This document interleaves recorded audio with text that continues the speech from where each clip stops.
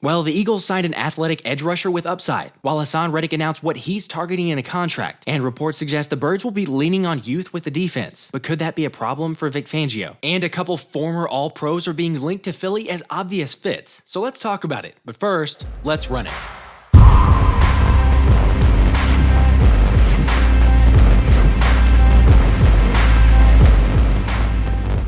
Hey guys, so let's start with Jason Kelce sharing that during the Super Bowl overtime coin toss, he was texting Nick Sirianni about how poor of a decision that was. Milk was a bad choice. Okay, yeah, we don't have the best track record ourselves. Like Nick Sirianni, for example, taking the coaching staff to Geno's for a cheesesteak. Yes, I know, I'm probably opening up a can of worms. But either way, it's pretty obvious Kyle Shanahan wasn't fully prepared. I mean, love to score a touchdown there at the end. Not give Pat another chance. Hey, even if we score a touchdown, they still get the ball. I didn't know that. Just in case anyone's not aware, the Super Bowl overtimes were different because both teams got the ball regardless of if San Francisco scored a touchdown on this play. Anyway, while that was a terrible decision, we still don't have a decision from Kelce on whether he's staying or going. However, like Outside the Birds pointed out, last year's legal tampering period started on March 13th, which is exactly when Jason tweeted to announce he would be returning for another season. Okay, yes, obviously he gave an earlier decision to Howie Roseman when they were doing the New Heights episode, but given that timeline, go ahead and circle your calendars for March 11th, since that's whenever the legal tampering period begins. Of course, if he's not playing, it does feel like coaching's gonna happen. I feel like the best two levels of coaching are high school, where you get to develop kids and really form them and help them grow into men and offer that guidance. And then in the NFL, you get to compete at the highest level. But it's still a time commitment in the NFL, but that's where, like, financially it kind of makes sense with the time commitment. Now, while that part is a little uncertain, the guarantee from Adam Schefter gathering intel around the building is that Philly's going to lean heavily on the Philly Dawgs to get the defense going. Not exactly the biggest surprise, especially considering all we've invested in them, like Jordan Davis, who showed moments last season collecting 2.5 sacks through the first 7 games, but failed to register another one and looked nothing close to dominant the remaining portion of the season, even admitting he wasn't in good enough shape to last the full year, but will focus on that this offseason. And then Jalen Carter was somewhat similar, although his is a little bit more natural given the proverbial rookie wall that we see most players hit in their first season. Next is Nakobe, and whether you want it or not, Howie Roseman has remained adamant about 17 being the guy. I have a lot of belief, and I know Coach does as well, in Nakobe, and so I believe in the player, I believe in the person. We lost 2 linebackers at that spot, 2 good players from our Super Bowl team. And we had Nakobe wait in the wings. We drafted him for that role. Obviously, it didn't work out perfectly for him this year. That doesn't change the belief we have in the player. Okay, hopefully Nakobe can stay healthy, and I really do want him to do well. I mean, it's not like Howie hasn't selected him for a reason, and I was really high on him last offseason. However, when you look at Fangio's defense and the strain that it puts on the linebacker, specifically in coverage situations, I'm a little bit anxious. But the dude that I'm really high on and expecting big things from is Kelee Ringo, because the 22-year-old has been getting after it since the start of the offseason, posting to his Instagram of the various workouts while also wanting to increase his endurance and physicality. And Ringo had a promising rookie season in limited action. Remember, he didn't play any consistent snaps outside until December, eventually taking over for James Bradbury and registering 17 tackles, 1 interception, and 2 pass deflections, while allowing a 74.1 passer rating. So pair up his speed, athleticism, and competitiveness with new DB coach Christian Parker, who's proven his ability to coach up younger guys in the league, and I'm not writing off the possibility of Ringo starting. Now, hear me out, that's not my first preferred option, however, it's not impossible. I mean, let's not forget A.J. Brown mentioned Kelee Ringo's physicality and talent, making him a future All-Pro in the making, while saying he gets better every time he goes up against 22. Another name to keep an eye on will be Moro Ojomo, with the 22-year-old being especially good against the run and also got praise from Landon Dickerson as the one guy from the scout team who stood out, which Cam Jurgens agreed as well, citing Ojomo's motor and energy, while Sua Opeta also said his strength and quickness is surprising when going up against him. I'm really interested to see how much Ojomo starts playing, because Fletch is probably gone. I know JC and JD are going to be the starters, but still, you get Milton Williams in there a little bit more and more Ojomo, and I think that's a good thing. However, there's 4 other under-the-radar guys that Andrew DeCecco is optimistic about in 2024. Starting with Mekhi Garner, since Dallas Goedert praised Garner's ability, and at 6'2", 212 pounds, the 24-year-old boasts the frame and versatility to moonlight as a safety, as well as making plays on special teams. And the next dude to keep your eye on is defensive back Tristan McCollum. Since he's another guy similar to Garner with size at 6'3", 205 pounds, and played a majority of the final regular season game against the Giants while showing enough for the Birds to bring him back on a futures contract. The third player DeCecco mentions is wide receiver Joseph Ngata, noting he looked noticeably stronger by season's end and was signed to a reserve future contract as the Eagles doubled down on his development. And with Quez Watkins and Lamadé Zaccheaus poised to hit the free agent market, a path is potentially there for the 6'3", 217-pound pass catcher to build off his progress and secure a roster spot. And the final player is a position the Birds are already pretty thin at, but linebacker Ben Van Sumeren makes a lot of sense for some depth, considering the dude's otherworldly athleticism and flashing his ability to make plays. Plus, when it comes to off-ball linebackers, Nakobe Dean and Van Sumeren are the only two players under contract for 2024. It's also worth pointing out that DeCecco said the sample size is small, but I trust what I see, and talking to Van Sumeren throughout the season, I've seen his growth, and the affinity for film study is also evident. You bet on players like that every time. Yeah, I agree. You definitely bet on players who are willing to put in the time and effort and energy, and certainly if you're going to watch film like that, especially with what Fangio likes.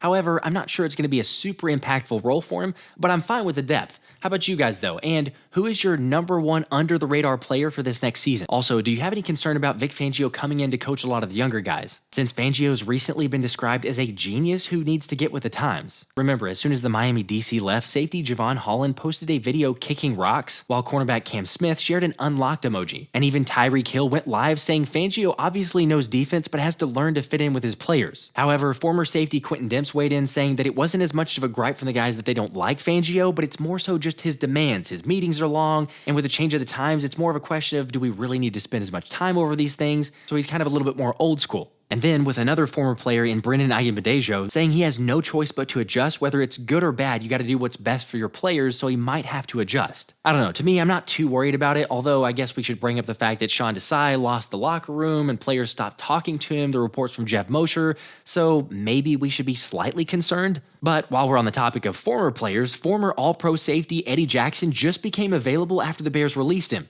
which seems like the most obvious fit for the Eagles to sign him, since he was drafted by Fangio, or at least with the help of the DC, when he was in Chicago, and Jackson ended up making first-team All-Pro and Pro Bowl in 2018. But yes, obviously, Jackson getting released is more than enough of an argument to wonder what he's got left. And anyone who's watched him recently isn't expecting an all-pro form from him. But when you look at the lack of depth at safety, combined with the fact that it feels likely Kevin Byard will be cut to save $14 million, there's no wonder Jackson's quickly being linked to the Birds. Again, I don't think this is the end-all be-all even if it happens, but are you in or out on Jackson? Alright, let's get to Haason Reddick and the topic of will he be on the defense next season, since the Pro Bowler is rumored to be seeking a contract that would pay him $25 million per year. And taking a look at where that put him in terms of contracts for edge rushers, he'd be tied for fourth with Myles Garrett, just barely ahead of Chicago's Montez Sweat, Green Bay's Rashawn Gary, and Khalil Mack and Max Crosby. Alright, I'm sure we're probably all thinking this already, but the $25 million is most likely not his final number. It's just a negotiation tactic. So you throw out 25, Howie Roseman is what, maybe around 17 or 18, and we hope to find somewhere in the middle. Now,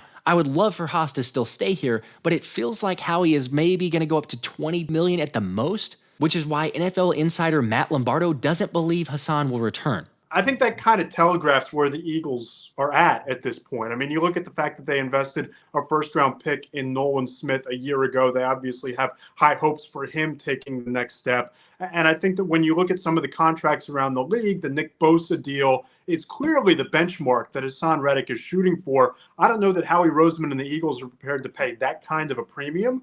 So I think that's why the reporting came out that they gave him permission to seek a deal. And there's going to be a strong market if they, in fact, are shopping him. I talked to sources around the league on Sunday afternoon. The Atlanta Falcons, they've been sniffing around on pass rushers since the trade deadline this past fall. They'd have significant interest in a Haason Reddick. I talked to a scout who told me that Reddick is a plug-and-play starter for any team that runs a 3-4 defense in this league. So you talk about the Tennessee Titans, the Jacksonville Jaguars, depending on what they do with Josh Allen, their top pass rusher. There will be suitors for Haason Reddick, and I think that it's more likely that he's elsewhere in 2024 than the Eagles give him the kind of extension that he'd be happy to sign. Okay, it feels like we have to plan for the worst and just hope for the best, which might be why Philly added some potential depth to the pass rush by signing Julian Okwara, who's a former third-round pick by the Lions out of Notre Dame, where the 6'4", 240-pound edge rusher spent 4 seasons playing in 38 games. with 4 of those being starts and amounting 54 tackles, 9 sacks, and 16 quarterback hits in that span. Okay, granted, not great production, yet also limited usage, but this feels very typical of a Howie Roseman signing since Okwara has dealt with a couple significant injuries in the past causing him to miss games. But the athleticism is certainly there, which is what had him graded as a plus starter when he entered the league. Okay, is this a phenomenal signing with major implications?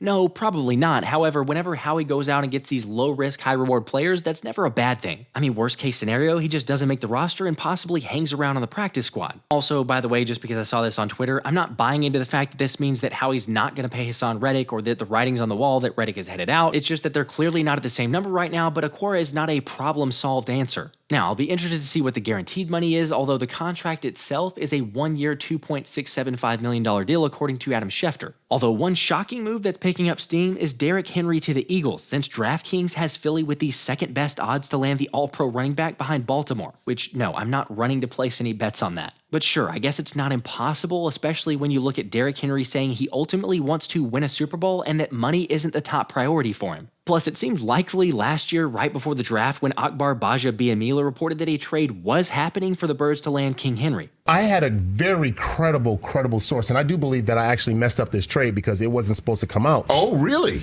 And so I didn't realize that A, anybody would be paying attention. B, I didn't think that I wasn't supposed to say it. So I just said, hey, you know what? Let me go ahead. You know, I wasn't trying to compete with Ian Rappaport and, and all the other guys. Not the most credible source. However, he really seems to believe it. So I don't know, maybe something's there. Or if you don't like that option, how would you feel about Saquon Barkley? Since bookies.com has the Eagles again with the second best odds to land the 27-year-old running back. However, the projection is Saquon gets at least $10 million per year.